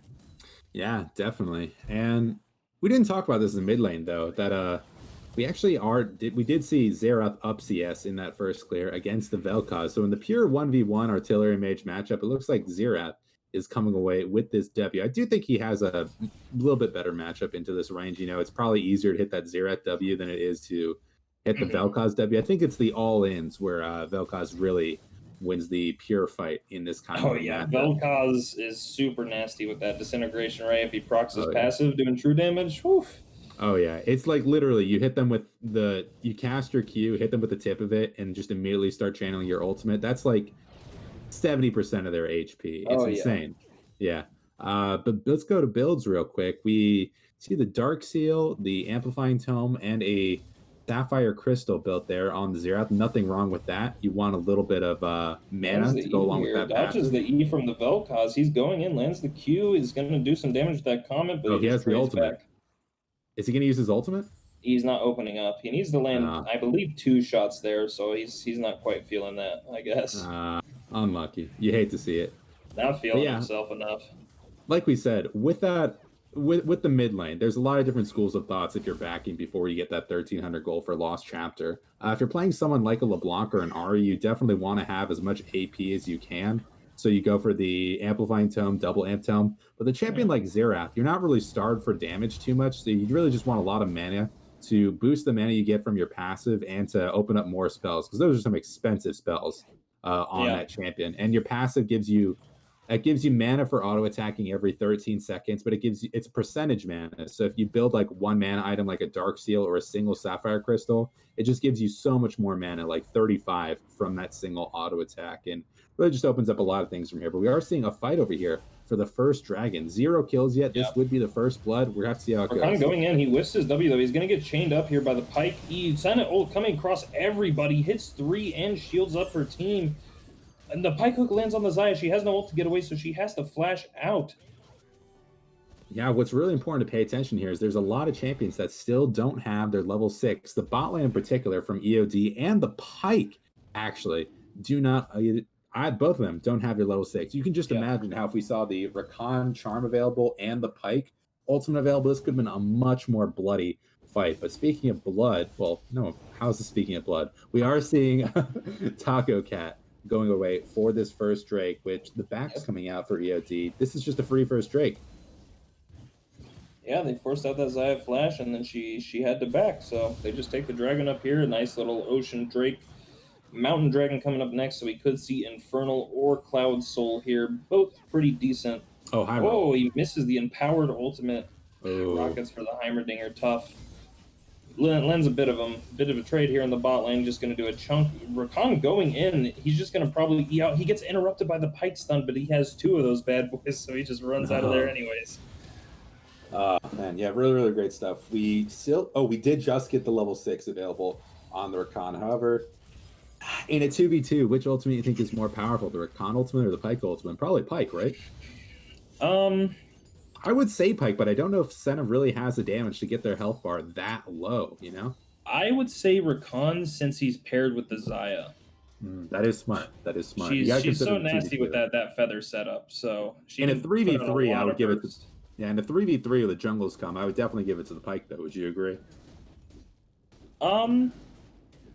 Well, I would still give it to the Rakan, not because of Ah, the usefulness of his ulti, but because he has Olaf there, which is way better than Rammus. okay, all right. Well, But assuming they yeah, both had Xin Zhao's, would you give it to the Pyke then? yeah, sure, I'd give it to Pike. Yeah, sure. Okay, all right, man. Whatever. Well, I mean, Whatever. But Zinzao yeah. does a lot of damage. He can set up my man Pike to get the ult. Okay, okay, I see how it is. Either way, let's look at some builds right now. What we are seeing right now, early Bramble Vest from that Rammus. Little fight here in the top lane. Nothing's going to come out of this. Well, Oh, hold Olaf's up. He's coming up deep. here, and so is Rammus. Yeah, he's a little Lands the deep right here. Umbral He's got to trains get on out. him. He runs out to the side. Seaflow has been Disengaged. running out of those pretty consistently, Oh, he and doesn't just have any manages turrets to walk available. away. Yeah, I guess Yeah, so. Rammus is also way too low to fight this. Oh, but he has the Xerath ultimate with him too. Uh-oh. Oh, go for it. Go for it, my man. Olaf's ulting in. He's still going. Heimerdinger's forced to flash away. The Xerath ult opens up, and Aatrox wastes his flash. He doesn't realize he's going to finish him off there. Heimerdinger turret's actually shooting away, and they don't quite realize Olaf almost goes down to it there. They have the Rift Herald here, and they're... Oh, no. I thought they were going to do what I said last game. I mean, yeah, Olaf definitely has a lot of damage, particularly when his HP is low, so they could have easily gotten a quick 2 platings there off of that tower, particularly with the Aatrox, you know, and turn into a lot more gold and potentially a first tower for themselves. Getting that Aatrox out of lane from the Heimerdinger would have been very, very good, considering how oppressive Heimerdinger is in that lane. Oh, but he gets the move speed. Heimerdinger's running him down with the teleport move speed, lands the stun into the turret, into the laser. He just needs one wrench, and he takes him down. I can't believe he didn't dodge the stun there from the Heimerdinger. That was just unfortunate, honestly. All right, either way, I was going to talk about this earlier, but let's look at some of the builds right here. We do have the Warrior going on right here for the Olaf, and the Black Cleaver almost finished over there for the Aatrox. I'm not entirely sure if he's going to get very much use out of that against the Heimerdinger, but against someone like the Rammus, definitely be a very, very good item. Both these AD carries, we have the tier in the bot lane. We have an Essence Reaver, looks like fairly standard stuff on the AD carries. And yeah, here's the real question there. What kind of lost chapter item you going for here on the mid lanes? I mean, it's gotta... I imagine it's just Ludens for both of them. GLP wouldn't be bad on the Vel'Koz against this team, but he doesn't have that Glacial like we were talking about. We might see a fight here over this crap. Olaf ults instantly, running away. The snare lands from Senna onto the Xerath, into the Pyke stun, but he's not quite low enough for the execute. Rakan going in, gets the charm on Rammus here. He's trying to ghost out, but he misses the reset on the Pyke. Ultimate Zaya's throwing all the feathers down with her ult, going invulnerable. Xerath is ignited. Oh no, Senna cancels the auto attack on Xerath. And he just barely gets away with about 20 HP. That's the a hell am I looking at? Xerath opening up on here. The barrier's not going to help you, man. You're slowed by the undertow, and you're just going to get taken out by Xerath from a mile away. Caught in the undertow is the story from Senna here. But yeah, we have another Drake coming up here in about 53 seconds. So these death timers aren't going to be enough to do anything about that. But yeah, really, really good play over here from EOD. I mean, yeah, Senna did mess up with a lot of her ultimate, with a lot of her things, but they did a very good job of canceling the Vel'Koz ultimate as quickly as possible. They did cancel it, right? He didn't accidentally stop his channel, I think. Am I correct about that? I didn't quite see. There were a lot of things happening in that fight. I'm not sure. Aatrox is going in here with the ultimate. He lands the Umbral Chains. He's not going to be able to run out of him. Aatrox is just going to slap him to death with that big old sword. Yeah, I think he wasted his ultimate a little bit sooner there on that Heimerdinger, and that is, I believe, a very high cooldown on that. He only has 10% CDR right now, so he's definitely gonna be feeling not having that, especially in that fight right there. But yeah, looking at the mid lane, you were right. It is gonna be the Luden's Echo. I do think that even if you don't have Glacial, hold on. Here comes the Rakan W onto the Vel'Koz, along with the Xerath W into his stun and into the Q. He's so low. Can Xerath get another Q? He actually auto-attacks the ward there that Rammus just placed. You hate to see it. You hate to see it. But I don't think he would have gotten quite in range for it anyways. But yeah, unfortunate there. Yeah, I do think a really good trade by Aatrox getting that first tower. It is 14 minutes, so it didn't have the plating. But yeah, I was going to say Hextech GLP might have actually been a much better pickup for that Vel'Koz. It is much cheaper. You probably aren't going to get too much use there out of that Ludens, and you're only missing out on like 10 AP. And you get a little bit more burst, too. Very long range on that Super Soaker for yourself. So I think that's definitely the pickup into a lot of mages. I know a lot of Aries in particular have gone from building the Ludens into the GLP just because how much more Yeah, efficient of an item it is. It's like 400 gold and the build for. path is crazy good. Oh yeah, We definitely, might see definitely. a fight here. Open up, they hook into Xerath, but nothing happens, and the charm misses. No W lands on anybody, but the charm catches Pike, and that's it. Shouldn't see anything happen here, but he hooks him, and it takes him Ooh. over the wall just barely. Oh man, Triggs has the flash there. Yeah, that's actually very interesting how these hooks work sometimes. I swear, in a ranked game yesterday, I got like I think I got like Darius pulled over a wall. Yeah. Like so it looked like when the pull was almost finished, I was on the other side of the wall, but then it just put me back on my original side of the wall. It was the weirdest thing. And I thought I was gonna have to blow flash because of it. A lot of interesting interactions in this game. But yeah, that is gonna be the second Drake over there for Team Cat Taco. Really, really great stuff from these guys. I gotta say, I thought we were gonna see a turnaround from EOD right here. They definitely have a lot of tools to be working with right here. Yeah. Did not seem like their Drake to be taking. In the first one, I mean, just giving up these first two Drakes randomly like that because you're not too comfortable on the engage seems really, really bad right here. But we are seeing. When you have Olaf as your jungler and your bot lane Zyra Khan, I feel like you should always be getting the dragons. Oh, don't even talk about the bot lane. Ramus going for the tower dive here. He's popping the ult. They're popping all the damage, and they get the execute onto Nator with that Pike ultimate. Ramus still tanking up this turret. This last shot is charged up, and there's no heal from the Senna because she has barriers, so Ramus goes down there. Yeah, I mean, like, with a lot of junglers, the towers do physical damage, and that kills 9 out of 10 junglers. But I thought the Ramus might actually live with 1 HP there because he had his W on, I think, or maybe that was his ultimate. I'm not entirely sure. Ran out just barely there. Oh, unfortunately. So it was on for those first few shots. That's why he tanked it for so long in the first place. But yeah, it ran out there. Oh, that tower is looking a little bit low. I don't know if Zaya wants to stay right here. Yeah, hold up. Oh, he just kills him. Yeah. Big snipe under the Pike and just one-shots him with that Luden's proc. Yeah, he does have the upgraded. He doesn't have the tier 2 boots quite yet, but now there does the Senna. So, Senna's way out of position. She has no flash here. There's Why are you no walking way this she way? is knocked up by the grand entrance, and Zai just going to throw a couple feathers and take her down. Yeah, oh, and actually the TP coming out there for that Vel'Koz is kind of a waste. I gotta say, definitely not getting the best of this artillery mage matchup here in the bit lane. I gotta say, Dr. Kennen, you are looking like a little bit better of a mid laner right now. I gotta say, even if you don't have the objectives to prove, you do have the kills though, 2 to 8. So probably shouldn't be giving up too many more of these dragons. I gotta say, Olaf ulting into the Vel'Koz here. He misses the undertow, and there's just no chase to come through once you miss that first one. Definitely. Oh, I gotta say though, in the skin game, I think that Vel'Koz definitely has the win right there. Are you seeing what I'm seeing? That is like pink man with the chains. Yeah, the pink infernal Vel'Koz. Although Olaf gets hooked in with no ultimate, Vel'Koz only going to drop, but the Xerath finishes off Pike with his W, just nukes him down with another Luden's proc. Yeah. Ooh, so much damage there from that Xerath. And hold on, he's so low. Here comes the Ramus. Oh, he flashes away, but his team dissuaded the engage anyways. A little bit of bad communication here. Xerath opening up. He's looking for the Heimerdinger here, but he can't quite get him. Oh, yeah. And so close. Look at that health bar. So low. I want to talk a little bit about like different Xerath builds. Like, there's a lot of different modes that you sometimes have to go as an artillery mage mid. Like, sometimes you can go for I think the most optimal build, I gotta say, is going for the Ludens, getting a Medjay, and going for like a death cap second item. You know, I mean, if you don't count Medjay as an item. Occasionally, you'll have to play into like some hyper tanky teams. Like, imagine if the Olaf was on the side of Cat Taco, or they had like a Poppy there in the top, and it's like, and then your top laner was also like a Mordekaiser, who's also AP. It's like, okay, I can't go for all this AP. I need to go for a Leandri's second item into a Void Staff. And you're just so much less effective with that sort of a thing. So I'm really happy to see that we have an optimal build path open here for Dr. Kennen, where he can just be the best possible Xerath he can be. You already see how much he's doing. Yeah, Death Cap is way better if you can afford that. If you can get the rods on the right timings, it's so good. Oh, yeah, definitely. One thing I didn't mention is we actually have an Infernal Drake this one. Because they didn't get either of those first two Drakes, they do have the possibility of getting themselves It's 4% on Infernal Drakes. They nerfed it, right? Yep, 4%. Yeah, so 16%. That's actually not too much. Actually, no, it's a little less impressive when I say it out loud, but it's really cool. I mean, if the Infernal's you have about 500 really AP, that's what, 80 AP? That's still not bad. Yeah, that's like 50 minutes with Gathering Storm, I think. Ooh, engage here on Ramus? Ooh, TP. Let's watch this. Comes the TP in. Dragon's not quite on the map, but we could see a fight before, but Olaf gets super chunked out by that Heimerdinger. Aatrox going in, he flashes and just misses the sweet spot on his Q. He's way too far up and gets taken out by the Disintegration Ray.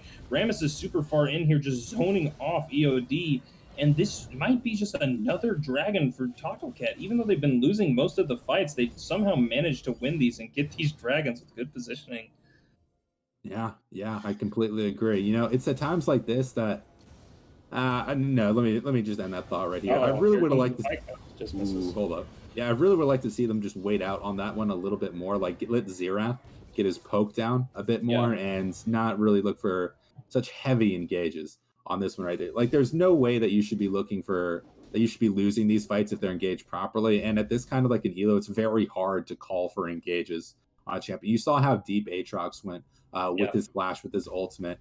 Like, yeah, you can engage on Aatrox, but you should really be letting Rakan do that with the Olaf and Aatrox follow up behind that.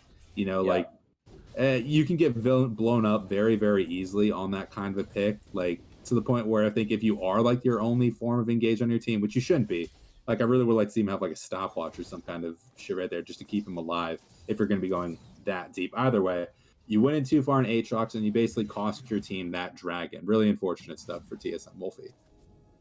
Yeah, he doesn't have that Death Dance yet, so he is still pretty squishy here. Mm-hmm. And that is what I was talking about with the going into Heimerdinger is really hard. So we saw Heimerdinger kind of solo zoning out Olaf there, and then Aatrox goes too far without realizing that his buddy can't follow him because he's almost dead.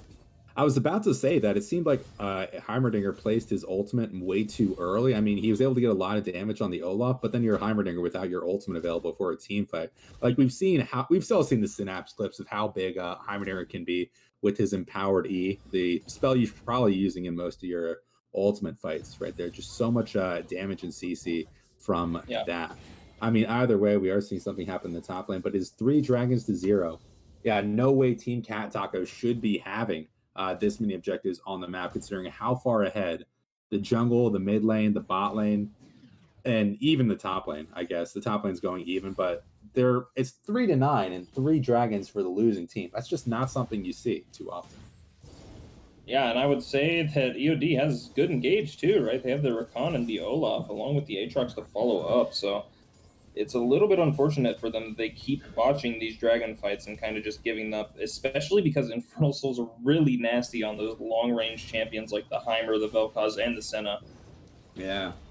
Ooh, Rakan going in for the gauge here. Lands a 2-man charm into the grand entrance. Senna ult coming over the top to shield them up. Vel'Koz is shooting his Disintegration Ray because he doesn't think he can run. And they're just going in on everybody here. He drops, and Rammus is going to drop 2 to the true damage from the Olaf. Olaf is on top of the Heimerdinger, but he decides to back off until TSM Wolfie gets in here to go for him. Oh, Seaflow just barely gets Triggs with the rockets there. Oh, man. Yeah, it is going to be a 3 for 2 in the favor of Eat Our Damage. And I really got to say, I think that Xayah greeted a little bit there by going for that. Like, you see that all the time from like ADC players, especially. It's just like, ooh, I just really want this kill. It'd be so cool if I can get this. And they just end up dying for weak roll, by the way. Anyway, that one thing I think is really interesting we haven't talked about yet is the Death Dance coming out here for the Olaf. I mean, a very unstandard item for that champion. I really think that Black Cleaver might have been a better pickup right here. I mean, they do have the Black Cleaver available there on the Aatrox, but when you're going in, the Phage passive is really good on that champion. The health is really good on that champion, and you can't reliably get 5 stacks of Black Cleaver on Aatrox on all these champions. Like, it's just... it just seems like a build error right here. Hopefully he goes at 3rd item, but at that point he's going to be up to way too much into damage and not so much into tankiness. Yeah, I think he needs to be a little tankier this game here. It looks like he's going for the Spirit Visage, which I like. I don't think the Cleaver's that useful, to be honest. Rammus is the only tank over here on this team, and I think you're just killing him anyways. That is true. Well, I mean, Ram, if you're shredding 30% of Rammus's armor, whatever, he still has 400. Yeah, you know, I agree with you, actually. The Death Dance, you're killing him anyway because of all the true damage on your E, assuming you're maxing that second. That's the hope. Yeah, so the Death Dance might actually be, it might actually be the big brain pickup right there, keeping you alive while killing the tank instead of Well, just. it is. I do see it pretty often on Olaf, but usually it's when he has some sort of support behind him, like a Karma or a Zillion or something like that. So They're he just can go man for that moding. damage and that burst resistance, and he can get a bunch of extra health from healing or shielding or whatever it is backing him up. Yeah, and we are going to have a next dragon here in 30 seconds. Yeah. This would give Soul over to Team Cat Taco, and that could just be insane if they get it. I mean, they are losing right now, but getting a Soul, that's good enough for any team comp, Yeah. Dr. Cannon Either just way. got a rod too in his inventory, so we do want to see him poke here. We want to see his team set up and wait for him to get the poke out, like we were talking about earlier. Yeah, with 1.5 items, he's working with 260 AP. Really good thing for Xerath right there. He's going to be shredding out that backline. Hopefully, he can do it this fight. Looks like we're setting up for something. Yeah, he's already poking there and does a little damage to the Rammus, missing the backline here. Senna does have that healing, so we'll have to see. Aatrox going in here.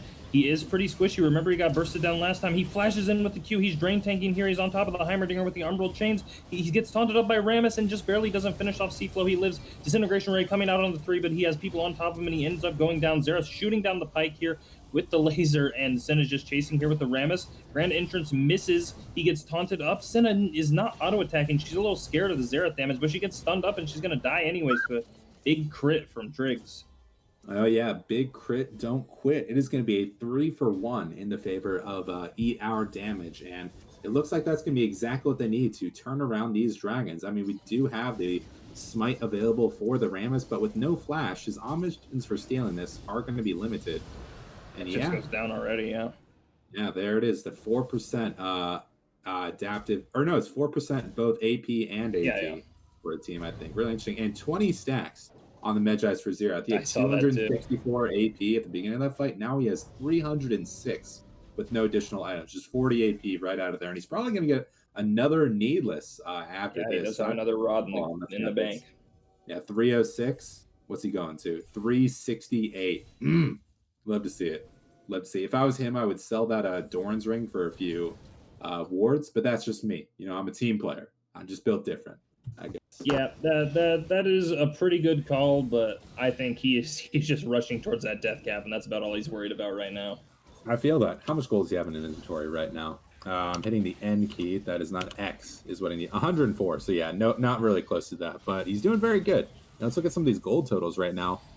In the jungle matchup, we got 10,000 gold on the Olaf versus 76 on that Rammus. Definitely making himself jungle kingdom here. In this one, relatively even, about 400 or 500 difference in the favor of Aatrox, but his team is winning. Yeah. About 1,500 in the favor of Xayah there in that bot lane. Really, really great stuff. Oh, but Olaf's his ultimate. Yeah, forced to use the Ragnarok there to get away, but that's about all.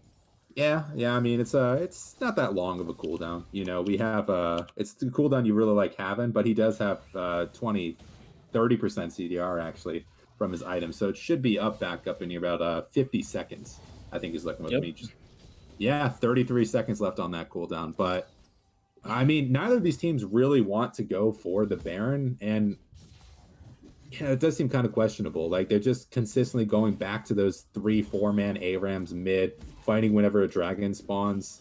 Not really what you want to be seeing here. They're just going to be a little bit of a 1v1 there in the bot lane. Taco Cat is. EOD managed their waves pretty well, though. We saw Dr. Cannon up there in the top lane, and Wolfie is down in the bottom lane clearing away. And Xayah is one of the ADCs that you can leave mid lane, and she has enough wave clear to protect that turret. Oh, pike grab. Yeah, I think they hit the chickens right there. Yeah, is that what I saw? Oh, unfortunate. Yeah, they're rotating top lane, actually, to get that turret. But against Heimerdinger, I don't think they're going to siege that too well. They're going to give up the mid turret here if they stay too long on this rotation. Oh, yeah. I don't know if you need 4 people to rotate to this, especially when you're opening up on Seaflow here. Can he land the shots? No. Oh, he does not. He doesn't finish him off, but Seaflow is super low here. We could even see just a Baron startup if Eat Our Damage is feeling confident, especially since they saw that Rammus on the bottom side. Absolutely. I mean, you see the Rammus, but it looks like it's just going back to those ARAMs mid lane. You got the bot lane, you got the jungle. Everyone's fighting for some CS right here. That's what I love to see. Yeah, I don't like what Sliff is doing here. He's got his whole jungle up, and he's just leeching XP and gold from his hyper-scaling ADC in the Xayah here. Yeah, a little not what you want to be doing there on that kind of a pick. Either way, Yeah, it looks like now their teams are really posturing around the Baron. I mean, they're both just completely strong enough to take it. They might be a little bit weak in the way of DPS for Cat Taco, but at the same time, they have the Heimerdinger, right? Yeah, His DPS on the Baron is insane. he's Uh, one of you, the best Baron takers in the game. It's so crazy if he gets his turret who, set up. who would you say is the best Baron taker in the game? Um, I don't know if there's one best. I think there's a few. Ah, come on. Like Cass. I don't know who it would be. Cassiopeia? Cassiopeia, It's a Azir. good one. This is a good one. Oh, Karthus is also Azir. really insane. I think Karthus is more of an A tier, not more an S tier. You know, I'd say yeah, Azir, Cassiopeia, some of those DPS mages are probably just offer the most output in the game. Yeah. I'm trying to think if there'd be any ADC options, like maybe Vayne, but at the same time, her damage isn't really that good against Kai'Sa's it. pretty good too. Ooh, Kaisa. I'll give you Kaisa. Yeah, she's really, really good. A lot of mixed damage, builds that rage play. But either way, we do have the dragon spawning in 50 seconds right here. Another fight for this one. Baron just not even in the minds of these players. And Dr. Kennen got to did see how get they set chunked up out for by the this. Vel'Koz though. He's Ooh, about half, but he's going to eat these fruits up, and he should be pretty much fine. He's got the blue buff too, so he's going to be putting out a lot of poke here. definitely. Although Definitely. Rammus is running in at hyper speed here with the Predator and the speed up from the Senna here. Aatrox is in the front line. He needs to pop the ult to live. He gets Senna ulted over the top. Ragnarok and roll in the back line from the Olaf here. He gets just barely taken down. Pyke misses the reset on him though. Pyke's going to, just barely not go down on the feathers here. Xayah taunted up by the Rammus. He gets hit by the Q from this Vel'Koz, and Dr. Kennen sniping away from the back. Takes down Tame. He's looking for more. Can he get it? No, not quite. But the Rammus and the Senna are so low here. But yeah. Lands the stun. This should be a kill onto the Pyke, and he does. He's charging up another Q. The barrier saves Senna's life. Can he get it? He's looking for the next Q. He's charging it up, and he misses. Senna side steps it here. Close fight. The carries are super low from both sides, and they're just going to back off the dragon here. Yeah, I gotta say, I think like they could probably go for it for Cat Taco. Like they have their jungler alive, but not I having don't think Olaf. so. He just went so deep on the backline right there on that champion. Like I can understand if you had like a Galio or a Shen, but there's just no way you should be running into melee range on 4 different champions. That just does not compute for any champion in the game. Maybe like an Alawi, but even then you're just dying instantly. Well, they're going instantly look for at this Dr. dragon. Kennen. If you're EOD, this is your man right now. Death cap, 25 stacks, Magi's, Ludens, and a blasting one to boot. Yeah, what's he got? Like 600 AP? I gotta click on this guy. Yeah, let's see. 603. Yeah. Aatrox going in again here. He messes the Umbral change. He just wastes his ult though. That's a pretty big cooldown for that Aatrox. He's pretty squishy in those team fights without it. Right. Just DPS, just take this. They're just taking it down. There. Rammus can't flash over the wall, and they get it. They get the smite secure. Vel'Koz putting out a lot of damage over the top with his disintegration ray. Running in, gets the Umbral change. Rakan diving in, gets a charm on a lot of people. The Pyke misses the ult. No reset there. No cuts for his team, and no potential multi-kill. Vel'Koz or Xerath is opening up again with the barrage here. He can't quite finish off anyone, just looking for more damage again. That rank 3 Xerath ult, 5 shots is such a low cooldown too. You can honestly use it to poke. Oh, 100%. And yeah, a minute left on that. It's not one of the shortest cooldowns in the game, but yeah, for the amount of damage it does, it's absolutely insane. I believe it's like 600-700 damage per shot, depending on how much you can AP 100 and 0 someone with it if you're accurate. Oh yeah, especially if they're like, I mean, I guess it's Senna, you know, like just they're a Senna or 0 magic resist. Like she didn't take any magic resist for the lane. She has like what 1500 HP. Yeah, it's like 3 shots right there. Absolutely insane stuff. Oop. Yeah, I think he's probably gonna be going for the. They're not really building much magic resist. He could go for, I think Leandri's would be a really good option for him. He could probably get a little, I don't know, he run into the LS territory here. Like, is it more damage from the Leandri's or the Morello? They really don't have any healing, but that base negation is really, really good. Olaf Ragnarok just going to run him out here, but he is a little bit slow. Rakan is here, lands a 3-man grand entrance. No charm to follow, though, and they're just going to disengage there. Nice knockup by Natura to disengage that fight for his Olaf. Oh yeah, definitely. I mean, you love to see it. We do have actually it's the teleport available for the Aatrox, but not so much for that Vel'Koz. A little dangerous sending him into the bot lane right there. Looks like a little bit game of back and forth. Is Pyke gonna land a good hook, or is Vel'Koz just gonna land a good amount of CC on these guys, or poke on these guys? Yeah, we'll have to see. I mean, let's talk about ways that TCT can come back into this one, because I do think it is possible, right? I mean, you're one dragon off soul. You know, you don't have the best team comp in the world, but you do have ways you to get like one or two really easy kills and then turn that into the rest of it. I think if they can get something onto that Vel'Koz right here, like if he Open up. missteps once, ooh, hold up. Yeah, he's just gonna get knocked Oh, up by the E there from the Vel'Koz and go down after the grenade from the Heimerdinger. okay, yeah, turn it around. I mean, Aatrox is playing these fights a little bit sus, I gotta say, but at the same time, your goal in these fights, if you have the option, is to disable the Zeref. Like, I think they should look for something like a pike hook onto him, follow it up with a little something from that Heimerdinger Senna, all that range, or from Yeah, the I honestly think they can't win a team fight at this point. I think they have to go for the picks with that Rammus, Senna, and yeah. Pike. I Because mean, yeah, they can't win it straight front to back, but they do yeah, have the options to going for the pick. And the one guy they got to get rid of right now is the 25 stack Medjay Zerath. yep, Insanely ahead on that pick. Like, my man's DPS. yeah, he is throwing out nukes to poke. It's painful. Completely. Yeah, but I mean, if this just keeps up, I think we're eventually going to get to the seventh dragon of the game. Like, I don't see any reason how, if they keep playing these team fights the exact same way, that TCT suddenly start winning Yeah, in these fights. So I hate to say it, we're going to be here for another 10, 15 minutes probably. It yeah, looks we like. could see it going for a while. Let's get a soul check in on the Senna here. What's she at? 88 souls, so 100 bonus range. A lot of AD there for free. Aatrox going in, but that Pike just 66 too AD slippery. and 60% critical strike chance, it looks like. Yep. Yeah, well, she is building the rapid fire cannon. She does have her last whisper going to be going with that Going in with the Dominex. Ragnarok here, but Vel'Koz just ults away. He's going to get charmed up by the Grand Entrance here, knocked up and chained by the Aatrox here.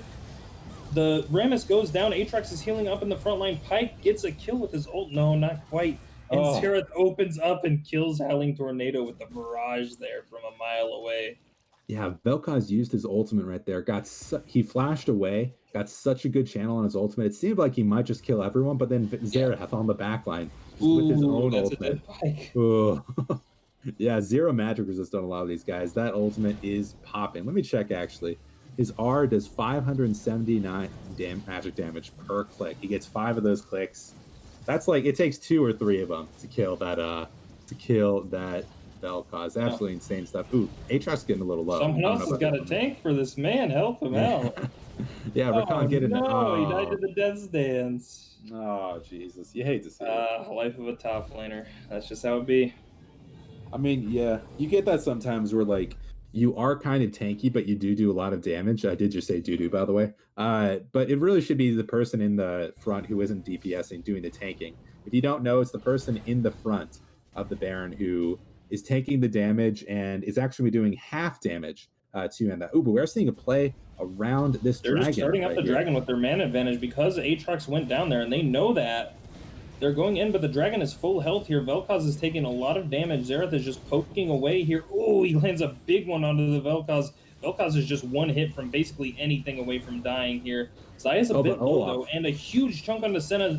Zerath's opening up. Big crits going onto the Heimerdinger. They're running away from the Rammus here. Fight's gonna get disengaged, and Zerath couldn't quite get his ult off. Pike is almost dead, and he goes down. TP coming in from the Aatrox here. Goodbye man advantage. 2 people down on the side of Taco Cats. And the dragon does go over to the Olaf. No steal from the Vel'Koz here.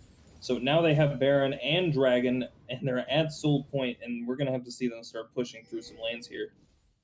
Completely agree. And I got to say, just seems like these fights are just so oddly played from both teams, honestly. I think of Team Cat, chaotic. Yeah, I think of Team Cat Taco, just I don't even care about anyone. Like, Olaf is trolling with his positioning. Just DPS the dragon. Just send the Heimerdinger turrets right there and just get it down. Get yourself that soul point. We are seeing a pause right here, but we are seeing that we are on pausing in just 3 seconds. But yeah, like not being able to just sneak away a smite on any of these is just so devastating for Team Taco Cat. Like that was really their way to win this one. Like in a pure front to back, which just seems like they are opting to, albeit these fights are a little bit chaotic.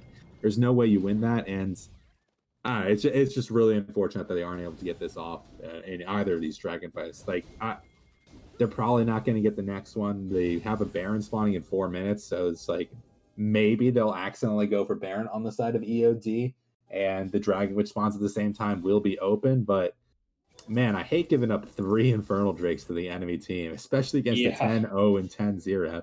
How much AP is my man working with right now? Let's check this. Ooh, 867. Selling the Oh, Doran's Ring, buying the jeez. Haunting Gales. He is now at, oh my god, 895. Once he finishes this and gets like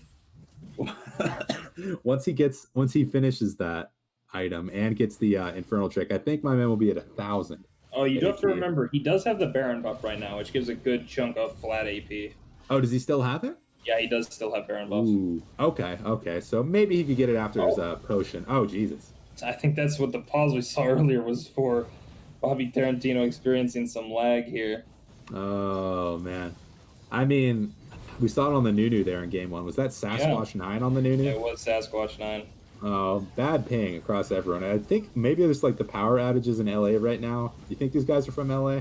Ah, they could be, yeah. I know I don't there know. have been some people having issues with that in Risen. So, Sasquatch 9, though. sure. That kind of seems like more of a Canadian name. No? Yeah. Oh, Not just be, oh my oh, God. Jesus. Goodbye, Howling Tornado. Jesus. You know, sometimes you just have to be wondering, why don't you build like the slightest bit of magic resist on your champion? You He's know? got the Edge of Night. Let me tell you, I had an Ezra in one of my ranked games recently, who I won't talk about because we have a fight right here. I mean, they're just gonna die here. Olaf going in with the Ragnarok, and yeah, he just gets taken down. Aatrox still tower diving here. He lands the Q flash, and he misses the sweet spot because of the Zonias. Misses the Umbral Chain onto the Pike. He's stunned up here by the Heimerdinger and can't keep chasing. No feathers are able to pierce through and finish that Heimerdinger quite. Hook comes in on the Olaf, but who cares? He's got GA. Try to Pike ult him. You'll lose your reset. Oh yeah, definitely, definitely. Oh man, but yeah, things just seem so bad over here for Team Cat Taco. You know, they have 3 members of their team down, going to be 2 in just a second, but they have minions going down the base. And do they just end here? They're I don't going think they in can with the end right here, Heimerdinger can is they? done here. Senna ult coming over the top. It takes Rakan just to a sliver of health, but he lives and walks away here. Dr. Kennen poking with that Uh-oh. Zerath. Olaf goes into the turret here. He's going to go down into the GA. Surely he will die here to the whole team. He flashes out. Can they get him? Ooh. Oh, the Pike ult finishes him before he can blast plan away. Wait a minute, that's a 1-minute death timer. I mean, that gives them a 24-second window where they could potentially look for this next dragon. That might be very, very bad, but I think that needed like another 5 seconds on that Yeah. Olaf death right there. That's so close to being what they need to get back into this game. But unfortunately, you know, they have basically almost every single tower in the game right now. They have an inhibitor tower in the mid lane, 2 tier 1, a tier 2, and an inhibitor tower there in the bot lane, but just nothing to work with there. Yeah, On there. and here I mean, they comes can the go next for dragon in vision. 50 seconds, so. Yeah, they can go for vision here on this dragon, but things are looking a little bit rough right here. I will say, an interesting choice though. Xerath actually sells his haunting guys and decides to go for the void staff instead. I guess he saw the one Spectre's cowl built on the Rams, is like, shit, I need it. Give it to me now. And Banshee's Veil. I think Void Staff's just so damn good. It doesn't matter. Yeah, You just build it even if they're not building magic resist because it penetrates the base magic resist. You know, say that they is have true. 40. I saw some kind of stat. I think it was like LS or whatever. We were thinking about like the third item. Should I go for a death cap or void staff? And I think his calculation was if they have like more than 77 magic resist, it's more efficient to go for that void staff. And that's a pretty low number to hit. Yeah, we still have the no flash Rammus right here. Not sure how he's going to look to steal this He's one. just Probably going to run in here. He's got the dead man's in the move speed, but his whole team's over the wall. There's no way they can contest this, and they're just going to give Infernal Soul over to a Xerath. Good luck with that. We saw that disgusting one-shot over the wall on the Senna, so, yeah, good luck. Yeah, good luck indeed. I gotta say, he was getting a lot of value out of that Baron buff. He is currently at 786 AP. Maybe he'll get 1,000 after he gets this Baron, or if he sells his boots or something. But, ooh, engage. Arcana engage coming in. He misses the grand entrance, but somehow doesn't charm him up. I think that was the Edge of Night there protecting him. Olaf still Ragnarocking in, just going over the top. Senna's shield doesn't matter. He just penetrates through it. They're chasing down the Heimerdinger here, and Infernal Soul proc's going to take him down. And then Rammus is chained up here. He's just going to get CC'd and rocked by the whole team. Pikey hits 3 people, but he's just running away. It's a lost cause, even if it does stun. Zerathol comes in and just nukes him for about half his HP. That looked fun. Yeah, and they're running down this base. They do have minions on that Nexus tower. And yeah, there's the teleport to keep that minion alive. I think this is game right here. Yep, that's gonna be game here. EOD gonna close out another one, and oof, look at that Ugh. damage. Just so much right there on that zero. It's honestly insane the amount of DPS you can do against zero magic resist targets. Like, Yeah, from such oh a my range, god. it's really powerful when that champ can get his items going. Definitely, definitely. Ooh, and I actually have a little bit of a flame right here. I saw something in chat. It was a pretty good win over there from Eat Our Damage, but I did notice Zaya actually. You want to look at her items? You notice anything? Yeah, I saw that in chat too. The PD and the Maw. Yeah, Yeah. both lifeline items. They don't quite stack. Yeah, they changed that in like season 6 or 7. People got to get with the times on this one. The shields on Sterex, PD, Maw, they do not stack at all. There is no triple shield Graves allowed in the game anymore. Or who were the other abusers of that? Kog'Maw, I Kindred. think. Kindred, was she really a big abuser of that? Yeah, she was. I think Okay. Kindred and Graves were basically the meta junglers at that point, if I remember Ooh. correctly. I remember seeing it on Kog'Maw a lot, and he was Yeah, just that like, makes sense too. yeah, really, really fun stuff. That was also when you could get like 5.0 attack speed with your W activated. Boy, fun times on that one. But yeah, it is going to be the game 2 win and the series win going the way of Eat Our Damage. If you don't know, real quick, I did. Oh, wait, hold on. It was Eat Our Damage that came up with that win, right? Yep. 2-0. Okay. 2 from to eat our Okay. damage. Well, all right. Well, we have our icons mixed up a little bit right there, but yeah, it is going to be the 2-0 win. Are we doing any interviews with the players? Do you know about that? I don't believe so. I don't believe it. All right. Confirmation from our boy in production, my man Gable over here. We are not doing interviews with the player. However, I got to ask, man, if we were doing interviews, who would you have chosen for the MVP? Probably Dr. Kennan, right? I would give it to Sliff, to be honest. Really? I think he pretty much carried game 1, and game 2 he was putting out a lot of pressure on the front line. He was taking those champion picks when they needed them in the draft too. He wasn't taking up too many resources from his team. So I think all around he did pretty damn good, though it was mostly just a team diff on the side of EOD. Dr. Kennan did perform really, really well in game 2. Game 1, he just pretty much did his job, I would say. So Really? I would give it to I Sliff, but mean, yeah, both mid and jungle did a lot of work. I mean, I would give it to Sliff, but some of the ways he played these team fights here on Olaf just seemed kind of troll. Like just running into the backline while his team is already on the dragon, not being there for the smite seemed really kind of troll on like the 5th or 6th dragon fight, I think. Seems like I played that one. Dr. Kennan, however, on the Xerath, winning the artillery mage matchup. Like, yeah, Kennan did really, or Echo did really well in game 1, but we can't just say that Tristana just popping off there in that Malzahar matchup was something that just happened so standard, you know? Yeah, I mean, I saw Dr. Kennan making a lot of positioning mistakes too in the team That's fights, to be true. honest. That is And true. Nator was kind of bailing him out. Mm, And okay. Sliff did not have that luxury That's of true. Nator helping him out. So I I still mean, give it he, to Sliff. Everyone's making mistakes in these games, no matter the level of play, but definitely in Rampage, they're making mistakes, positioning mistakes, all that stuff, mechanical mistakes. But I think Sliff was where he needed to be most of the time, and he was jungling pretty damn well. hell yeah. I love to see it. I love to see it. Either way, both these teams played really well. However, it is going to be the 2-0 victory for Team Eat Our Damage. Really, really great stuff from these guys. Either way, this was Open Rampage Week 6. This is Team Eat Our Damage versus Taco Cat. It was the 2-0 in the best of 3. I'm Danielson524 here with Chase and Gable. Anything you want to say before we sign off, man? GG's the EOD. Better luck next week to Taco Cat. That's about it. Yeah, I completely agree. Either way, this was the 2-0 victory here. A really great job by both these teams. I hope you see you guys sometime during our next games here at Risen Esports. Stick around.